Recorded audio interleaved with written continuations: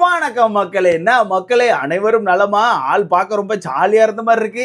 வாழ்க்கை ரொம்ப குதூகலமா போயிட்டு இருக்கோம். பரவாயில்ல, நல்லபடியா போனா சரிதான். நீங்க யோசிப்பீங்க, இவன் என்னடா 15 நாள் கழிச்சு வந்து திடீர்னு வணக்கம் மக்களே இருக்கா, எங்கடா போனேன்னு சொல்லி கண்டிப்பா கேட்பீங்க. நான் ஏன் 15 நாளா ஆக்சுவலா வீடியோ போடலன்னா, மொத்தம் அதுக்கு 2 விஷயம் இருக்கு. ஓகேவா? என்ன ப்ரோ கதை பேச போறியான்னு கேட்டீங்கன்னா, கதைலாம் சொல்ல போல, எனக்குள்ள இருக்க மனக்குமுறலை வந்து கொஞ்சம் சொல்லலான் இருக்கேன். 2 விஷயத்துக்காக நான் வந்து வீடியோ போடல. மொதல் விஷயம் என்னன்னா, ஆக்சுவலா வந்து என்னோட ரூம் செட்டப் வந்து நான் கொஞ்சம் மாத்த ட்ரை பண்ணிட்டு இருக்கேன். ஏன்னா உங்களுக்கே தெரியும், நான் வந்து ஒரு 2 வருஷத்துக்கு மேல வந்து இதே கலர் கர்டன்ல தான் உட்கார்ந்துருக்கேன். ஆக்சுவலா அதை மாத்துறதுக்கு வந்து ஒரு சில பிளான் பண்ணி கொஞ்சம் ரூம் எல்லாம் அப்படி இப்படின்னு கொஞ்சம் கழிச்சு போட்டு இது பண்ணிட்டு இருக்கேன். அதனாலதான் என்னால வந்து ஒரு 15 நாளா இந்த சிஸ்டம் பக்கத்திலே வர முடியல. கேட்கலாம், என்ன ப்ரோ இன்னும் அப்படியே தான் இருக்கு மாத்தலையான்னு சொல்லிட்டு. அந்த பக்கம் லைவுக்கு கொஞ்சம் ரெடி பண்ணிட்டு இருக்கேன். ஏன்னா நான் முன்னாடியே உங்களுக்கு சொல்லியிருந்தேன், இந்த பிக் பாஸ் முடிஞ்சதுக்கு அப்புறம் இன்னொரு சேனல்ல, நம்மளோட ருத்ரா அப்டேட் சேனல்ல வந்து இந்த பிக் பாஸ் இல்ல ஐபிஎல் லைவ் வந்து கொஞ்சம் ஃபன்னா பண்ணலான்னு இருக்கோம்னு சொல்லிட்டு ஒரு இது சொல்லியிருந்தேன். அதுக்கான செட்டப் வந்து கொஞ்சம் ரெடி பண்ணிட்டு இருக்கேன். ஓகேவா? அதனால ரூமை கொஞ்சம் அது இதுன்னு கொஞ்சம் கழிச்சு போட்டிருக்கனால என்னால வீடியோ பண்ண முடியல. 2வது விஷயம் என்னன்னா, வீடியோ பண்ண மனசு இல்லை. என்ன ப்ரோ சொல்றேன்னு கேட்டீங்கன்னா, நாட்டில் நடக்கிற விஷயம் அப்படித்தானே இருக்கு. நாட்டில் நடக்கிற விஷயம் ரொம்ப மோசமா இருக்கு கைஸ். அதனால நம்ம வந்து இந்த இடத்துல பாலிடிக்ஸ் பேச வரல. நீங்க வந்து டப்புனு அப்படி எடுத்துக்க கூடாது. என்னடா பாலிடிக்ஸ் பேசுறானு சொல்லிட்டு பாலிடிக்ஸ் பேச வரல. பட் இருந்தாலும் எனக்குள்ள இருக்க ஒரு சில குமுறல், ஒரு சில கோவத்தை வந்து கொட்டிடணும்னு முடிவு பண்ணியிருக்கேன். நான் பிக் பாஸ் இதிலே போறேன். ஏன்னா நம்ம வந்து பிக் பாஸ் அதில் தான் வீடியோ பண்ணிட்டு இருந்தோம். அதனால இந்த பிக் பாஸ் இதிலே தான் திரும்பியும் போறேன். உங்களுக்கே தெரியும், ஒரு பிக் பாஸ் சீசன் 1 போயிட்டு இருக்கு, ஒரு சீசன் நடந்துட்டு இருக்குன்னா, அந்த வீட்டுக்குள்ள ஏதாச்சும் ஒரு பிரச்சனை நடந்துச்சு, யாருக்காச்சும் ஏதாச்சும் ஒரு பஞ்சாயத்துனா வெளியே இருந்து பல பேர் கொந்தளிச்சு வந்து அவங்களுக்கு நாங்க ஸ்டாண்ட் பண்றோம், அவங்களுக்கு நாங்க இருக்கோம்னு சொல்லிட்டு பயங்கரமா ஆதரவு கொடுப்பாங்க, பயங்கரமா ஆப்போசிட் பண்ணி பேசுவாங்க, ஏகப்பட்ட பேர் கொந்தளிச்சு. முக்கியமா பழைய போட்டியாளர்கள், அதாவது இந்த பிக் பாஸ்ல இருந்து வெளியே போயிருப்பாங்கல்ல, அவங்க எல்லாம் பயங்கரமா கொந்தளிச்சு வருவாங்க. அந்த பிக் பாஸ் அப்படிங்கிற ஒரு ஷோக்கு கொந்தளிக்கிற ஆட்கள்லாம் ஏன் வெளியே நடக்கிற எந்த விஷயத்துக்கும் கொந்தளிக்க மாட்டேங்காங்க? எனக்கு தெரிஞ்சு இந்த பிக் பாஸ்ல இருந்து வெளியே வந்த நபர்கள்ல ஒரே ஒரு நபர் மட்டும்தான் நான் கவனிச்ச வரத்துக்கு, இப்போ வரத்துக்கு நாட்டுல ஏதாவது ஒரு சம்பவம் நடந்துச்சுன்னா அந்த சம்பவத்தை ரொம்ப தைரியமா எடுத்து பேசிட்டு இருக்காப்ல. ரொம்ப தைரியமா எடுத்து என்ன ஒண்ணு அந்த விஷயத்த பேசிட்டு இருக்காப்ல. அதுதான் முத்துக்குமரன் அவர்கள். கண்டிப்பா பார்த்திருப்பீங்க. ரீசெண்டா ஏகப்பட்ட பிரச்சனை போயிட்டு இருக்கு. ஆனா அந்த பிரச்சனையெல்லாம் மக்கள் எடுத்து பேசுறாங்களா? அந்த மக்கள் கிட்ட அந்த பிரச்சனையெல்லாம் அந்த மீடியா கொண்டு வராங்களான்னு கேட்டீங்கன்னா வாய்ப்பே இல்லை. அந்த பிரச்சனையெல்லாம் கொண்டு வராம ஒரே ஒரு மனுஷனை மட்டும் ஒரு மாதிரி காமிச்சுக்கிட்டே இருக்காங்க. விஜய் இப்படி நடந்து போனார், விஜய் அங்கு கை காமித்தார், விஜய் அந்த வண்டியில வந்தார், விஜய் இந்த சந்துக்குள்ள போனார் அப்படின்னு சொல்லிட்டு விஜய் அப்படிங்கிற ஒரு நபரை மட்டுமே காமிச்சிட்டு இருக்காங்க. உங்களுக்கே தெரியும், டிவிகே கட்சி தலைவர் விஜய் அவர்களை மட்டுமே தான் ஒரு மாதிரி காமிச்சு மற்ற விஷயங்களை மறைச்சிக்கிட்டே இருக்காங்க. அப்புறம் என்ன ப்ரோ, நியூஸ் பேச வந்துட்டியா அப்புறம் ஏதாவது பாலிடிக்ஸ் பேசுறியான்னு கேட்டீங்கன்னா இல்ல, என்னோட மனக்குமுறல்.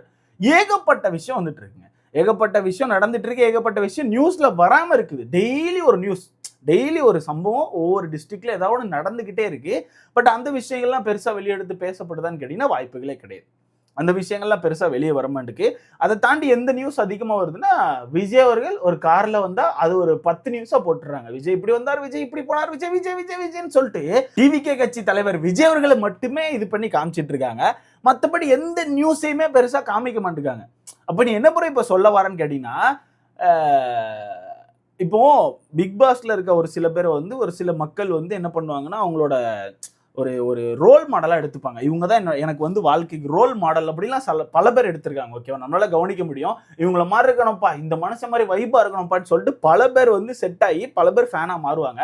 அப்படி இருக்கும்போது நீங்க பிக் பாஸ்ல நடக்கிற ஏதாவது ஒரு சம்பவத்துக்குலாம் பல போட்டியாளர்கள் கொந்தளிச்சு குரல் கொடுத்திருக்கீங்களா? அப்படி இருக்க நீங்க இந்த மாதிரி வெளியே நடக்கிற விஷயத்துக்கும் சின்னதா குரல் கொடுத்தாதானே உங்களை வந்து ஃபாலோ பண்ணுவாங்கல்ல, அவங்களுமே ஓகே இப்படி ஒரு சம்பவம் நடக்குன்னு சொல்லிட்டு பார்த்து அதுக்கு குரல் கொடுக்கவோ, அதுக்கு ஸ்டாண்ட் எடுக்கவோ ஆரம்பிப்பாங்க. பட் இவங்கெல்லாம் என்ன பண்றாங்கன்னா ரொம்ப சேஃபா இருந்துக்கிறாங்க. பிக் பாஸ் முடிஞ்சாச்சு, அங்க ஒரு காசு கிடைச்சிச்சு, அங்க ஒரு ஃபேம் கிடைச்சிச்சு, ஓகே நம்ம பாட்டுக்கு நம்ம சேஃபா நமக்கான வாழ்க்கையை பார்க்கலாம்னு சொல்லிட்டு ரொம்ப சேஃபா காணாம போயிடுறாங்க. ஒரு சில பேர் மட்டும்தான் கொஞ்சம் தற்கொலை மாதிரி ஏதாவது ஒன்று பண்ணிட்டு சுத்திட்டு இருக்காங்க. கடைசியா ஒரு தற்கொலையை பத்தி போட்டிருப்போம், கண்டிப்பா பார்த்துருப்பீங்க. அதான் நம்ம ஜூலி அவர்கள் மக்கள் காரி துப்பிட்டு இருக்காங்க. அது இருக்கிறதுல கேவலமான எச்ச வேலையெல்லாம் பார்த்து வச்சிருக்கும் போல ஏகப்பட்ட விஷயங்கள் இப்ப வெளியே வந்துட்டு இருக்கு. கண்டிப்பா அவங்கள பார்க்க முடியும். ஆனா அது பெருசா வெளியே வராது.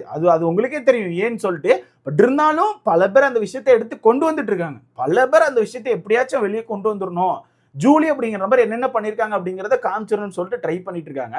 இந்த மாதிரி நபர்கள் ஒரு சில கேவலமான வேலைகளை பார்த்துட்டு அவ்வளோ தைரியமா தேவையே இல்லாத நியூஸ் அவ்வளோ இதாக பேசும்போது நிறைய பேர் பேசலாமே, நிறைய பேர் நிறைய விஷயம் நடந்துட்டு இருக்குல்ல, அதெல்லாம் எடுத்து பேசலாமே, ஏன் பேச மாட்டேங்காங்கன்னு தெரியல.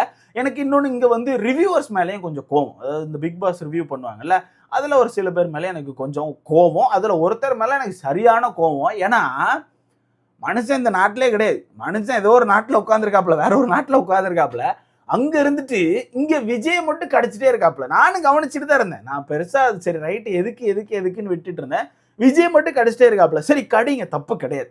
அதை தாண்டி நாட்டில் நிறைய சம்பவம் நடக்கல, அதையும் எடுத்து போட்டு பேசலாமே, அதையும் எடுத்து போட்டு கண்டிப்பா பேசலாம். ஆனா அதை பேச மாட்டாங்க, அதெல்லாம் பேசுறதே கிடையாது. அதை பேசாம டைரக்டா விஜய் அவர்கள் ஏதாவது ஒன்று பண்ணிட்டா உடனே விஜய் பிடிச்சி கடிச்சிடணும். அப்போ இவங்கெல்லாம் என்ன பண்ண ட்ரை பண்றாங்க? இந்த மாதிரி ஆட்கள் என்ன பண்ண ட்ரை பண்றாங்க? எனக்கு சத்தியமா புரியல. அவ்வளோ பிரச்சனை போயிட்டு இருங்க. கடந்த ஒரு 3 நாளா நீங்களே பார்த்துருப்பீங்க. ஒவ்வொரு மாவட்டத்திலையும் ஒவ்வொரு சம்பவம், கொலை, கற்பழிப்புன்னு அது இதுன்னு நடந்துட்டே இருக்கு. எதுக்கும் தீர்ப்பை காணும். பயமே இல்லாம போச்சு. சொல்ல போனா பயமே இல்லாம போச்சு. அதுக்கு காரணத்தை யாரை சொல்லன்னு எனக்கே தெரியல. அது உங்களுக்கு தான் தெரியும். அதை கொண்டு நம்ம யார் மேல வைக்கணும்லாம் எனக்கு தெரியல அந்த காரணத்தை. பட் நடந்துட்டு இருக்கு, நிறைய நடந்துட்டு இருக்கு. ஆனா அந்த விஷயங்கள் வெளியே வர மாட்டேங்குது. அந்த விஷயங்களை பெருசா கவர் பண்ண மாட்டேங்காங்க. ஒன்லி கவர் பண்ற விஷயம் என்னன்னா விஜய் அவர்களை மட்டும் கவர் பண்ணி என்னடா பண்ண போறீங்க? எனக்கு சத்தியமா புரியல. அந்த ஒரு மனுஷனை மட்டுமே நீங்க கவர் பண்ணி என்ன பண்ண போறீங்க? நிறைய பேசணும்னு தோணுது, ஆனால் அது பாலிடிக்ஸாக மாறிடுமோன்னு தோணுது. அதனால நான் இங்கே பேச விரும்பலை. அந்த ஒரு சில ரிவ்யூவர்ஸ்க்கு ஒன்று தான், நீங்கள் பேசுங்க, விஜய் அவர்களை பற்றி பேசுங்க, தப்பே கிடையாது. அது அவங்கவுங்களுக்கான கருத்து, கண்டிப்பாக பேசலாம், எல்லாருமே பேசலாம். அதே மாதிரி நாட்டில் நடக்கிற இன்னும் ஒரு சில பிரச்சனைகளை எடுத்து பேசுங்க. நீங்கள் வந்து விஜய் அவர்களை பேச ரெடி ஆயிட்டீங்க, பாலிடிக்ஸ் பேச ரெடி ஆயிட்டீங்கன்னா அந்த விஷயத்தை எடுத்து பேசுங்க. என்னென்ன நடக்குதோ, டெய்லி என்ன நியூஸ் நடந்திருக்கு, எந்த வயசு குழந்தைய என்ன பண்ணியிருக்காங்க, யார் பண்ணா, அந்த மாதிரி விஷயங்களையும் தைரியமா எடுத்து பேசுங்க. விஜய் அவர்களை மட்டும் பேசுறதுக்கு தைரியம் இருக்குல்ல உனக்கு, அதாவது விஜய் அவர்களை மட்டும் கடிக்கிறதுக்கு அவ்வளோ தைரியம் இருக்குன்னா அந்த டாப்பிக்கும் எடுத்து கடி. பட் அப்போ இந்த மாதிரி ஒரு ரூமர்ஸ் போயிட்டு இருக்காது, நீங்க கவனிச்சிருப்பீங்கன்னு நினைக்கிறேன். விஜய் அவர்களை கடிச்சா மாசம் இவ்வளவு கிடைக்கும்னு சொல்லிட்டு மேபி அப்போ இவங்கெல்லாம் அதை வாங்கிடுவாங்களோ. ஏன்னா பிக் பாஸ் டைம்லேயே சொல்லுவாங்க இவங்க வந்து இவ்வளோ காசு வாங்குறாங்க, பிஆர் வேலையை பார்க்குறாங்கன்னு சொல்லிட்டு. நான் அதை பெருசாக நம்ப மாட்டேன். பட் இருந்தாலும் எனக்கு இப்போ சந்தேகப்பட தோணுது. ஏன்னா சும்மா பிக் பாஸை பற்றி பேசிட்டு இருந்தாலும் சடனாக போயிட்டு விஜய் ஒரு மாதிரி விழுந்து கடிச்சிட்டு இருக்காங்கன்னா ஏதோ நடக்குதுன்னு எனக்கு தோணுது. என்னன்னு தெரில.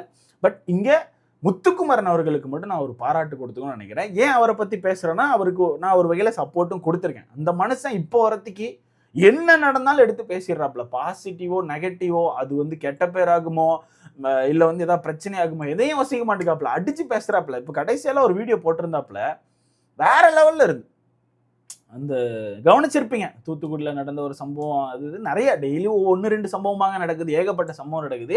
அப்போ அதெல்லாம் சேர்த்து வச்சு மனுஷன் கோவப்பட்டு ஒன்று பேசியிருப்பாப்புல. இந்த மாதிரி நடக்கும்போது தண்டனை அப்படிங்கிறது வெறுமனைக்கு சிறையா இருக்கக்கூடாது, கொன்றுணும் அப்படிங்கிற மாதிரி பயங்கரமா பேசியிருப்பாப்புல.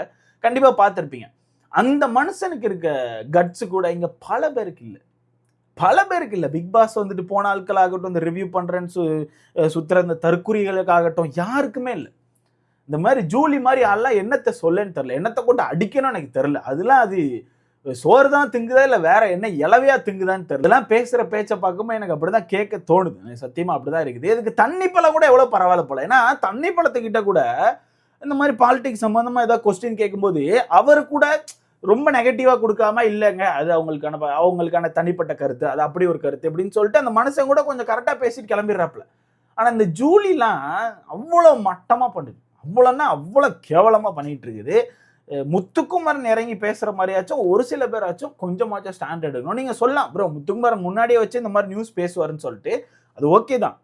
இப்பவும் அதே மாதிரி பேசிட்டு இருக்காருல்ல. இப்போ நான் சொல்றது என்னன்னா, பிக் பாஸ் வீட்டுக்குள்ள இப்போ லாஸ்ட் சீசன் எடுத்துக்கோங்களேன், சாண்ட்ரா அவர்களுக்கு ஒரு பிரச்சனை அப்படிங்கும்போது வெளியே ஏகப்பட்ட பேர் பயங்கர சப்போர்ட் கொடுத்தோம், ஞாபகம் இருக்கா? பயங்கர சப்போர்ட் கொடுத்தோம், வேற லெவல் சம்பவம் நடந்துச்சு, ரெட் கார்டா மாறிச்சு, ஏகப்பட்ட சம்பவம் நடந்துச்சு. அதுக்கப்புறம் சாண்ட்ரா மேல தப்பு இருந்துச்சுன்னு சொல்லிட்டு திரும்ப பயங்கரமா எல்லாருமே சேர்ந்து சாண்ட்ராவை சார்ஜ் பண்ணோம். கண்டிப்பா நீங்க பார்த்துருப்பீங்க.